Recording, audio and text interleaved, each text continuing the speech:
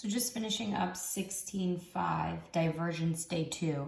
So we just came to the conclusion here that if we wanted to take the line integral of f dot n, the unit normal vector, the outward unit normal vector to C, this was our conclusion. And I want to relate that to Green's theorem. And it's a little tricky, so I wanted you to think about it a little bit, so I cut that video off to make sure that you would maybe stop and think about it, hopefully. But essentially, I rewrote Green's theorem here for you, and I also took our conclusion and I just flip-flopped it because I wanted the dx and dy to be in the same order.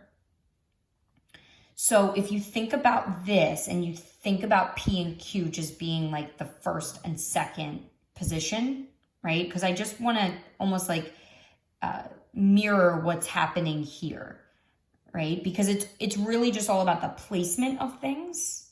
The actual letters and titles and things like that are irrelevant. It's just all relative.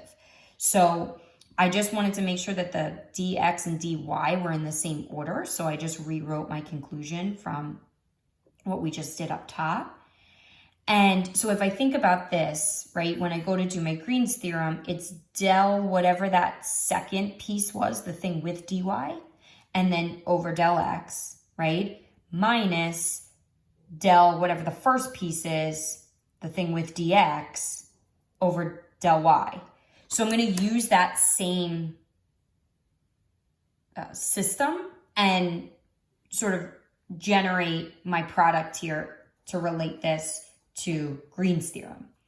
So again, I'm going to try that. So it's del whatever the thing is with dy. So that would be P in this case, del x.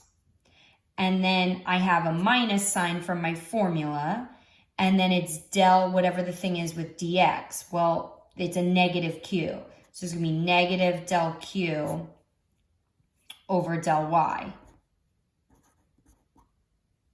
So if I think about what that gives me, it's going to be a plus sign in between. And what is that? That's the divergence of f. So our second big conclusion is if I wanted to do the line integral of the normal component of f along C,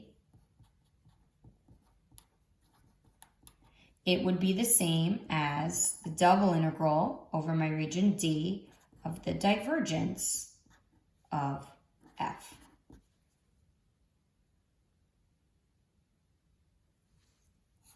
So that's my second conclusion. So took a line integral and rewrote it using Green's theorem to conclude something involving divergence. So you have your two conclusions for 16.5 there.